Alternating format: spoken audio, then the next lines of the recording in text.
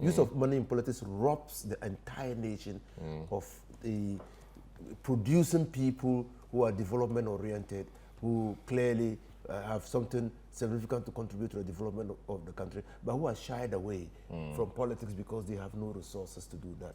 Now, if you want to build a country, you want to aggregate or pull together all the human resources of the country, irrespective of the economic status of a person also.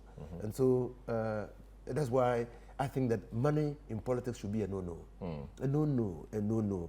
And we must find regulatory bodies, legal institutions and regimes that should deal with that situation. Now, accountable institutions are very important. For instance, the GRA. I mean, you hear that a lot of money was spent in these MPP primaries.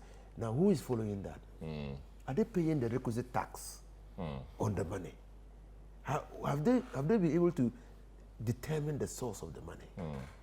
How do we fight corruption if we separate the use of money in politics from the source of the money? How do we fight? Well, now nobody appears to care. Nobody appears to care. And so the only way you can care is to put in a legal regime that first of all will mandate and set a threshold on expenditure in politics against a certain benchmark, and allow the accountable institutions, especially the GRA, to monitor the expenditure of all politicians. And the expenditure doesn't mean just sitting in the women organizer's office and giving 100,000 or 50,000.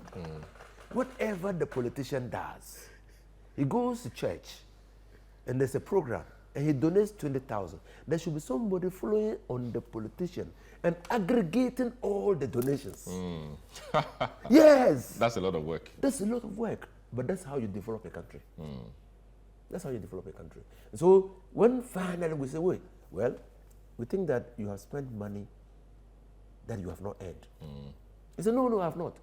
Then you take it to prove to me, and you take you through. You made this donation here, you did this here, you did that, and then you aggregate it. But is that not what the special prosecutor is supposed to be doing? No, the special prosecutor actually looks at corruption and corruption-related Yes, offenses. if you have suspicion that the money he's spending, he's not earned it, and there are questions around But we it. are coming to there. If you have suspicion, reasonable suspicion, we say reasonable suspicion. So it's an objective test.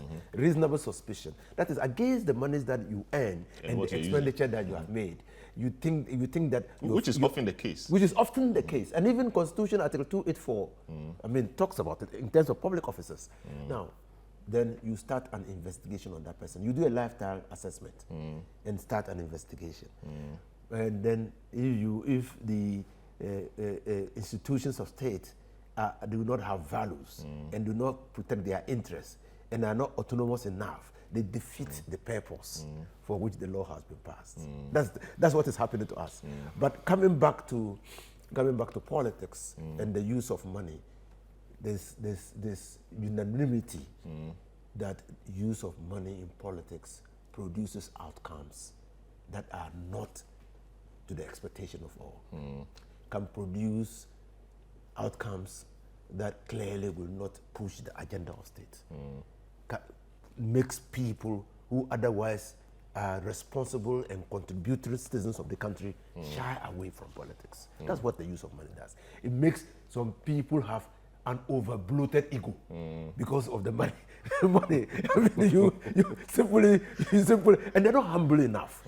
Yeah, you see, so we need as a people, and that is why CDD is working on something along that path. We need as a people to begin to realize that the elephant in the room that disturbs our democracy is the use of money.